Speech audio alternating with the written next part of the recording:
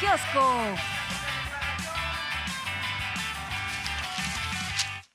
A ver, el presidente López Obrador lanza diversas reflexiones el día de hoy que no tienen desperdicio. Habla de la continuidad, está muy contento de que en unos días le va a entregar la banda presidencial a Claudia Sheinbaum, pero también exhibe a sus adversarios en esta intolerancia.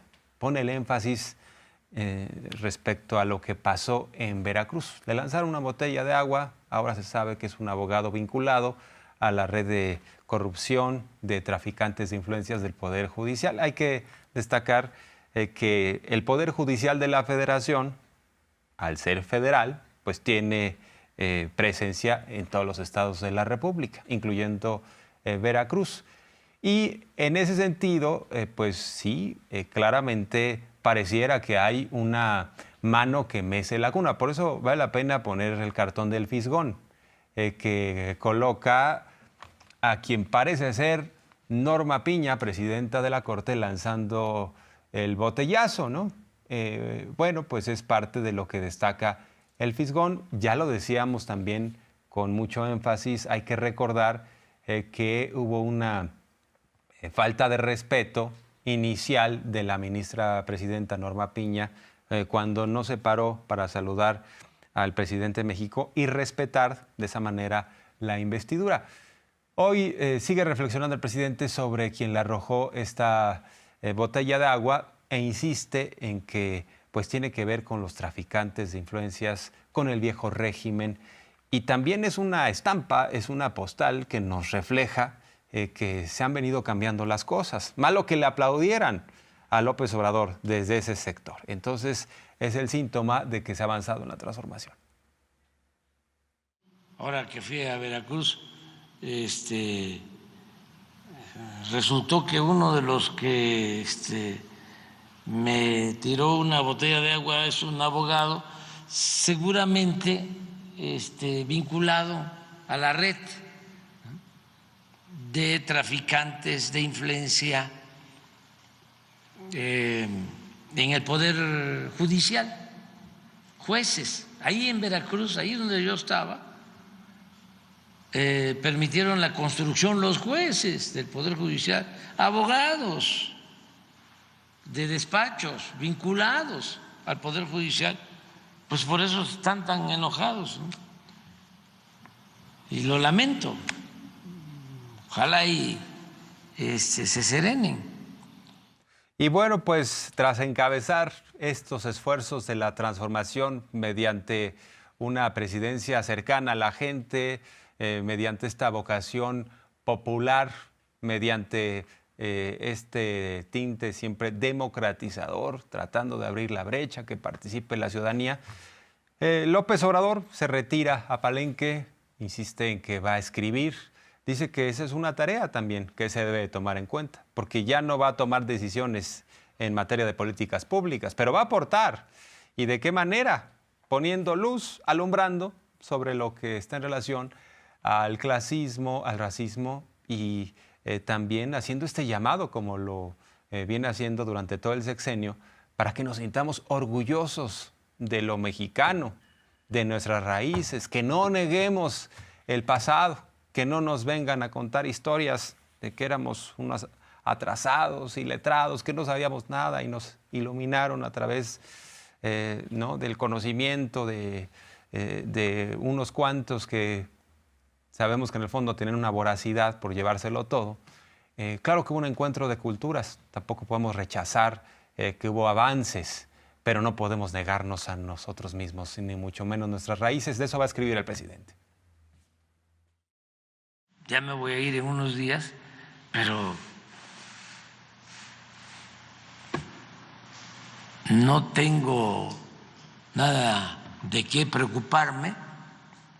Voy a poder dedicarme a otra actividad, a escribir, que también es un aporte para la transformación de México, pero con otras características. Ya la política o la práctica política la abandono, la dejo, me jubilo de eso y me dedico a estudiar, algo que lo he dicho, me molesta mucho el que durante siglos nos oprimieran y sobajaran y ningunearan a el pueblo de México. No pudieron, porque de generación en generación se fueron transmitiendo valores culturales, morales, espirituales, y mi hipótesis es que lo mejor del mexicano de hoy viene del México profundo. Y eso es lo que quiero demostrar. Y bueno, pues seguramente lo va a demostrar con gran atino. Y le ha tocado al presidente López Obrador navegar entre aguas bravas, ¿no? Porque claramente ha habido una resistencia. Ahora se denominan así, somos la resistencia a que muera el régimen neoliberal de privilegios y de corrupción. Entonces, ha navegado el presidente entre noticias falsas, entre guerras sucias muy claras, entre el poder del dinero que ha tratado de imponerse, y eso también se ve reflejado en el periodismo, que califica hoy como un periodismo empresarial que sigue dominando a México. La prensa, que es finalmente, en su mayoría, una serie de fachadas, ¿no?, de grupos de interés. Entonces, hay grandes empresarios que tienen sus bancos, sus televisoras, que tienen otros negocios y ponen un medio de comunicación, ya sea prensa escrita o una televisora, para que ahí, digamos, de una forma muy clara se presenten sus intereses y pueda tener un instrumento de golpeteo para obtener ese empresario o a esos empresarios sus privilegios. Y esto es parte de lo que ha dominado a este país y le ha tocado sortear estas aguas también al presidente López Obrador, que por cierto también tendríamos que reconocer que es un fenómeno internacional. En los medios siempre hay niveles. Una cosa es el reportero y hacia arriba los directores y los dueños de los medios. Muchos reporteros hacen su trabajo, nada más que al día siguiente no se publica o se publica después de pasar a lo que yo llamo el departamento de corte y confección. Sin duda que los periodistas siempre hacen su trabajo, arriesgan, pero la mayor parte del periodismo en nuestro país es empresarial. Antes menos, ahora más. O antes era de empresas medianas y ahora es de grandes corporaciones. Y afortunadamente siguen habiendo periodistas libres. Y hay quienes siguen negando los avances de la transformación del país. Pero vayamos a observar algunos datos. ¿Recuerdan la roqueseñal cuando aumentaban impuestos? También la reforma fiscal de Vicente Fox, que decía hay que aumentar el IVA porque después le vamos a regresar el dinero copeteado a los pobres. Y sabemos que, bueno, si recaudaban algo más era para los de arriba. ¿Cómo le fue a Marta Sagún para acabar pronto en ese sexenio?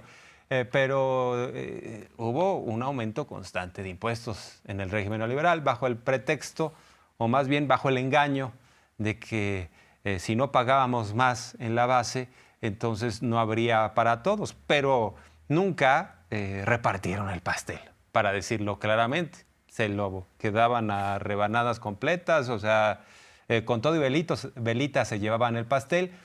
Pero vean este dato, es impresionante, la recaudación, cómo se fortaleció sin aumento de impuestos en este sexenio. El presidente dijo, el problema no es que sigamos aumentando el IVA a la población para que los de abajo sean más castigados. El problema es que los de arriba no están pagando impuestos. Y entonces el SAT se puso a recaudar como se debe.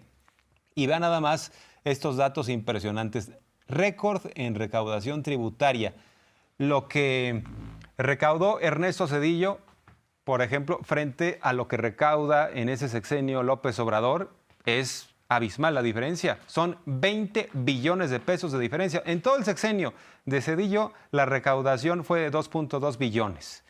En el de López Obrador son 22.09 billones de pesos. En el sexenio pasado, digo, para no irnos tan lejos y comparar algo más cercano, en el caso de Peña Nieto hubo una recaudación de 14.3 billones de pesos. Insisto, esto sin aumentar los impuestos. Lo que pasa es que antes había exenciones y se han mostrado a lo largo de estos años durante la mañanera cómo había grupos empresariales, como tenían muy buena vinculación con el poder, pues los exentaban de impuestos. Y eso sí, la base trabajadora pague y pague el IVA, el IEPS, todo, ¿no? Lo que nos han cargado históricamente. Y por eso es muy relevante destacar este tipo de datos ante quienes dicen, no, no ha cambiado nada. Incluso contó hoy la anécdota López Obrador que un empresario que no quería pagar, debía 10, 12 mil millones de pesos al SAT, acabó pagando y le dijo a la entonces titular del SAT, Raquel Buenrostro, lo que más me molesta es que me van a exhibir en la mañanera. Y dice López Obrador, no, no lo exhibí y qué bueno que pago. Vámonos a lo que sigue.